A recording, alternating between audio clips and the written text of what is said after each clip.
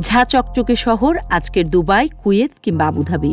আমাদের এই উপমহাদেশ থেকে কাজের সন্ধানে প্রতি বছর কয়েক মিলিয়ন মানুষ আরব উপসাগরীয় দেশগুলোতে যায়।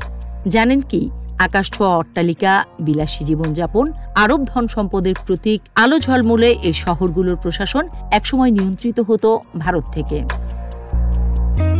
অবিশ্বাস্য মনে হতে পারে, কিন্তু সত্যি একটা সময় ছিল যখন ভারত শাসন করত আরব উপদ্বীপের বিশাল অংশ। বিবিসি বলছে, বিংশ শতকের গোড়ার দিকে আরব উপকূলে সামরিক ও প্রশাসনিক সব কাজ নিয়ন্ত্রণ করত ব্রিটিশরা। এই নিয়ন্ত্রণ কিন্তু লন্ডনের নয়, ছিল দিল্লির হাতে। উপসাগরীয় এলাকাগুলোয় চলত ভারতীয় রুপি, পণ্য চলাচল করত ভারতীয় জাহাজে। এডেন থেকে কুয়েত সবই চলত প্রোটেক্টর অ্যাক্টে।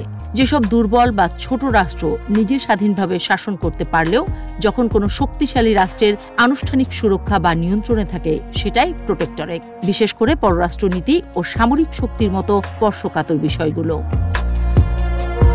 1920 সালের পর থেকে এক ধরনের পরিবর্তন আসতে শুরু করে এই অঞ্চলের রাজনীতিতে।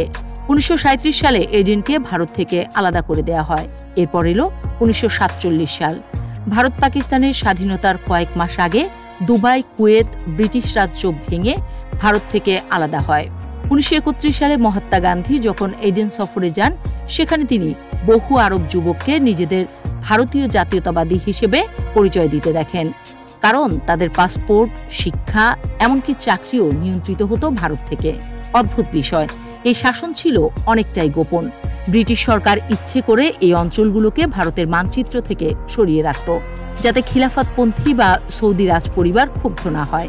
ঈর্ষান্বিত কোনো প্রেমিক যেভাবে তার প্রেমিকাকে আড়ালে রাখে, ব্রিটিশরাও আরব নিয়ন্ত্রণকে গোপনে রেখেছিল। 1937 সালের 1 এপ্রিল এডেনকে ভারতের আওতা থেকে সরিয়ে ব্রিটিশ কলোনি ঘোষণা করা হয়।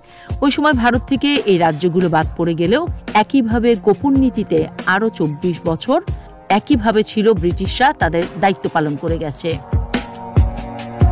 বাহরাইন থেকে দুবাই, সব দেশই মনে রেখেছে যে যুক্তরাজ্যের সঙ্গে তাদের সম্পর্ক ছিল কোনো এক সময়।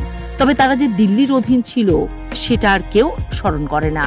একইভাবে শাসন চললে কিন্তু আজকের দুবাই, কুয়েত কিংবা আবুধাবি হতো হায়দ্রাবাদ বা জয়পুরের মতো ভারতের অবিচ্ছেদ্য অংশ।